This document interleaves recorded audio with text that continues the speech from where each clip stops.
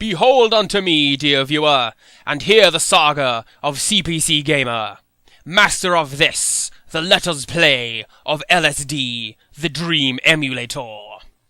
His is truly a tale of rage, destruction, and sandwiches, told throughout the ages on mystical tablets, known by those who seek, found in places such as this, apparently, so I shall now observe in quiet awe.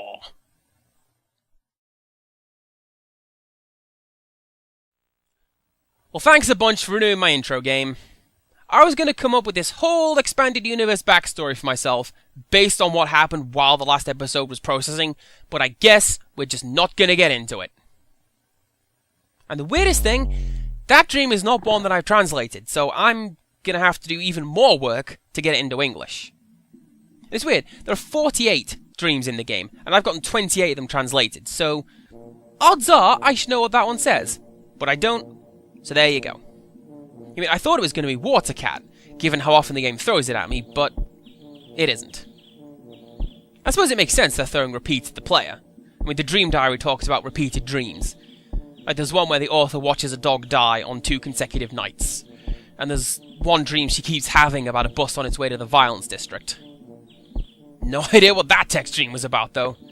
So let's assume it was actually text explaining my amazing life. What is that on the shelf? Looks like a teapot. Whatever, I'm mostly thinking about the mystical texts that describe my life on mystical papyrus. Not in papyrus, though. I get really uppity about fonts. I mean, I've been thinking about this for a long time now. Why is it that certain genres of music borrow from certain cultures? Like, rap music has a lot of ancient Egyptian stuff in it. Metal is all Nordic and Viking-based, and you don't really see them crossing over. And I wonder if I can talk long enough for this to become so much background noise before somebody thinks to bring up Power Slave, a heavy metal album whose entire motif is ancient Egypt. Pretty good album, too. Oh, and that looks super creepy, just floating away back there in the distance. That is nice work. Shame you can't do anything with him. It's one of those things that makes this game feel unfinished. Where did you come from? Game, you have got to stop. I was going to say you've got to stop spawning stuff in behind me, but that is also a pretty creepy effect. I can't even begin to speculate on what made that happen. Oh, but there's that teapot thing on the shelf. Or it's a hand. Of course it's a hand. Why wouldn't there be a row of severed hands on the shelf, along with a row of gouged eyes? No wonder this one's called the Downer texture set. And it's presented as being so cheerful and happy as well. That's worrisome. I mean, it's something that the game does rather well, I feel. A general air that everything is happy, but something is truly and horribly wrong. And why can I still hear the astronaut? He's not on either side of the building, so what the hell? I'm gonna get out of here before the game decides it's gonna start doing really weird things. Beyond the usual, I mean. Oh, and speaking of, let's see if I can actually move, shall we? Excellent! You get bonus points for not linking me without actually moving. And with those points, you can buy yourself a space in the corner to sit and reflect as to why you need rewarding for not doing something you shouldn't be doing in the first place. You're like a bank. And I don't know if this happens in America, but in England, a lot of the banks go, "We won't charge you to withdraw your money or move it around between your accounts," as if that's something good. You know? Like, of course you won't! You're a bank! Moving my money around is what you exist to do. Can I ring out this guy? And see, I think I did push him out, but I guess the game doesn't really go for that kind of nonsense. Now, see, this is the kind of thing I mean when I say that the game feels unfinished. There should be some kind of reward for beating that sumo guy. And I like that sun. I didn't know that particular energetic sun appeared here. Just watch, literally every single other time I've been here, so has that sun, and I am among the least observant people in the world. I think this is one of the things that the LSD remake project is working on, like adding more functionality and interactivity to everything you see. And if that is the case, I'm not entirely sure how I feel about it. I mean, not just the LSD remake, mind you. I don't like any time when I see a project that reworks or remakes an existing game and adds to it or changes it. It kind of feels like you're just, I don't know, slapping your own name on somebody else's work and going, "Look what I made!" You know? He said as he did a Let's Play, someone else's idea. I don't know. I'm a little skeptical about the LSD remake anyways, because I've been shown a few bits and pieces, and it looks like the programmers are focusing on the horror side of things, rather than just updating the game. And this isn't a horror game. Like, it's got some unsettling elements, but it's not a horror game. I don't think. Although this soundtrack may disagree with me. Not the spookiest thing the game's ever put out, but it's pretty creepy, if you ask me. Especially if you're going to fade out without doing anything. Kind of hope I got enough video to clip out that audio, because that was a good one. Maybe. I mean, I already forgot how it goes. So, we'll double check when we get to post-processing. So yeah, let's go again. We are 4% through the final run. And I love being able to say that, even though 4% is like nothing. Even though we get a lot of memos in the office at work saying, "Sales are up 2%. This is a resounding success." Don't think about doing 2% of your workload though, because 2% is nothing, you slime. Head office is a dom with a pretty small vocabulary, apparently. How are you doing, balancing lady? You're looking pretty good up there. And I'm still gonna bump into your tower again, because I'm a jerk. Wait a sec. Oh, nice! Another recursive link. I wonder if this is gonna keep happening. If I find that girl again, I'll do it again. See what happens. And if I don't, then I will sit in a corner and cry. Because you can't trick me into thinking I'm making progress and then slap it out of my hands when I'm about to take a bite out of it. I know how to do analogies without mixing them up. Shut up. Am I going the right way? Kinda hard to tell. Because this is like some of those old Sierra games where you're given a maze, except every screen looks the same, so you have to remember the route through it. And you know something? I do remember the route through it. I remember the rhyme and everything. It goes, "Never, never eat nectarines washed. No, eat non-tonic nectarines naturally. When we're slurping wholesomely, we nibble nutritiously with nectarines." And that's how to get through the bamboo maze in Leisure Suit Larry 3. A skill from my youth that I remember on account of that maze was terrifying. It was pretty cleverly made, actually. It was just one screen, and they created the impression it was a maze just using clever overlays. And now you're just screwing with me, game. I mean, I will grant you one thing, linking me back here, but man, what a mysterious game. But yeah, the bamboo maze was mostly smoke and mirrors, and it was a very clever way of making a potentially infinite map space while only taking up enough memory for one screen. And the rest of Leisure Suit Larry 3 was kind of stupid, but the soundtrack was great. All the Larry games had good soundtracks. It led to one of my favourite pet projects, actually. So, okay, doing music in high school, my teacher, Ms. Harding, was of the opinion that if it wasn't Beethoven or Mozart, the classic stuff, then it was bad. And that went double for video game music. That was just menial squeaks and bleeps. And she chewed me out in front of the class for working on Eris's theme this one time. Anyways, I figured, hey, video game music is great. Like I have said before, the Moon music from DuckTales, best piece of music in the world. So I need to set out and prove her wrong. Specifically, by making an album of really good, beautiful, heartfelt, upbeat music based on video games. Specifically, porn games. So, some friends and I worked on it for a couple years, and when they all went to other colleges and universities, I was left to finish it all up, and it's something that I am super proud of. And, you know what? It's all on my channel, if you want to go find it.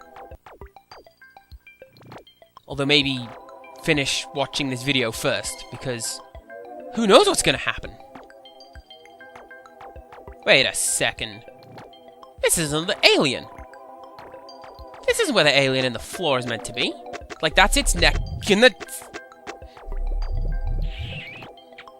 Okay. Hey, Patricia Quinn. You got me!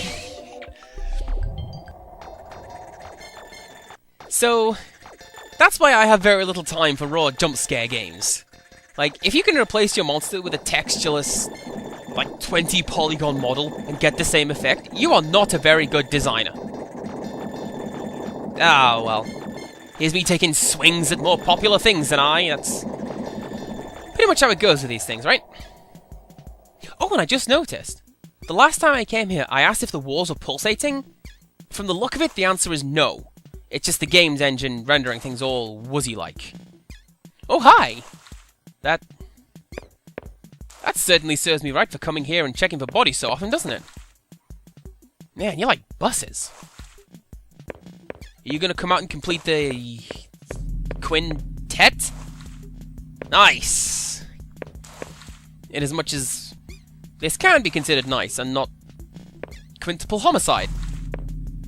I feel like I need to say quintet some more because I almost said quartet, but corrected myself last minute. Like when you forget someone's name and then you just have to keep throwing it at them just to prove that you know it. I'm pretty good at social interaction, you guys.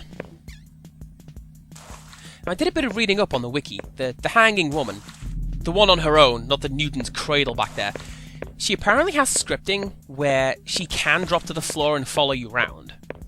Now, I've never seen it, but that sounds scary as all hell.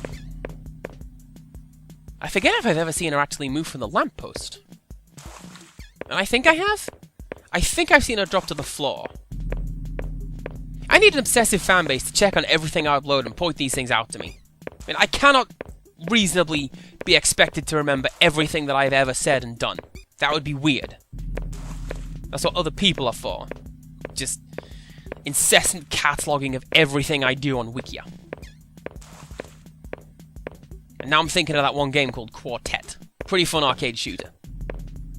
It got a CPC release, come to think of it, which, not surprisingly, was dreadful. Okay, those guys are still there. I'm going to go and try to get the map to stretch, see what happens to those models. Again, my best guess is that they will stay where they are, because they are actors, not part of the level geometry. And running here is a bad idea, because it's this little patch of tarmac where the grey man likes to haunt. Was that a correct sentence? Because that sounded pretty lousy. And fine, maybe I won't go make the map stretch. Oh, new square. I love those. You are redeemed, game, and I will continue to play for just a little bit longer. You know, just because I got the new square, and not because I'm only 12 minutes into doing this. So let's continue into the world of LSD, see what the game's gonna do. No texturing, please. Aha, music! So let's talk about stuff. Don't know what, though. Oh, it's the edge of the world! I'm gonna throw myself off. Screw the game's RNG. What's the quickest route? Yeah, it's this way. So let's go. Oh, hey, boat. How's it going? I'm gonna ignore you and go down here. At a really impressive frame rate.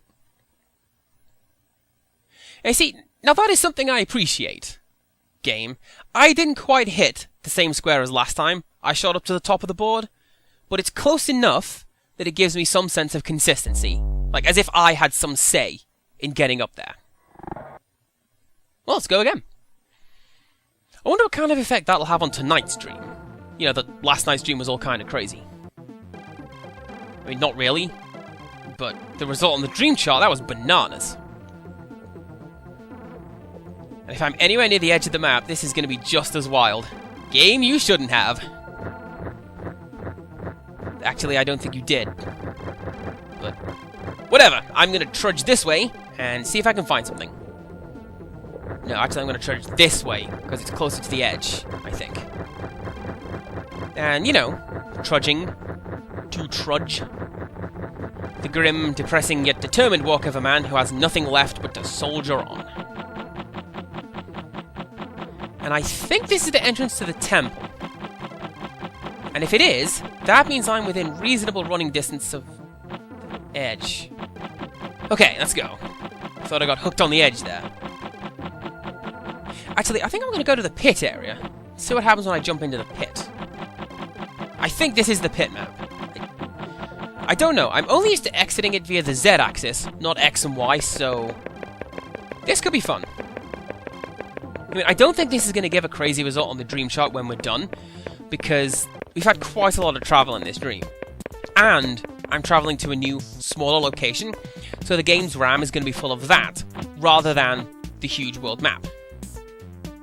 At the very least, I think the bit about the RAM is why I think the world map tends to give you more, like, outlandish and varied results on the dream charts. Alright, back outside, let's see what we can see. Pretty sure I said I was going to go down the pit, but I don't care, whatever. Although, given how dreadful the music is, I think I'm going to link on the first thing I see. Which happens to be this signpost, right here. Man, I wonder if parents in this world would sort of make a point of naming their kids after what they see when they're born. You know, like Sitting Bull, or whatever. Because it would suck to be called Garish Signpost. Although, come to think about it, that is exactly what I do. Jaunty Ox, and all that. So I suppose that would make my name, like, I don't know, Obsolete Electronics. Or Tape Deck. See, this is basically how I create characters for things. I come up with a silly name for them, and then I come up with a design based on that. Yeah, and I guess the train's not going to do anything. What else can we do? Oh! I know what I'm going to do. I'm going to go ride the Ferris wheel. If it's there this time. Oh, and it is. I love you, LSD, the Dream Emulator. Let's go for a ride. All by myself. Because this will be the saddest and most depressing thing in the world. Reminds me of when I was a kid and I wanted to learn to ride a horse. Like, I liked the Lone Ranger. I wanted to ride into the sunset like a cool guy. Except the very first time, they just sit you on a little fat horse, and you do a little canter around a field with someone holding your hand. Just about the most emasculating thing I ever did. And I never rode again. Although that's not a story that is allowed to end, and I never rode again. That's the sort of thing that follows like Gymkhanas, and Dressage, and the Grand National, and... I don't know, I never really looked into horse stuff very much. I learned to count via horse racing, if that counts for anything. Like, Grandad would say, tell me when number 7 crosses the line, or which number horse looks the best, and once you get to the 10 numbers, that's literally all there is to it.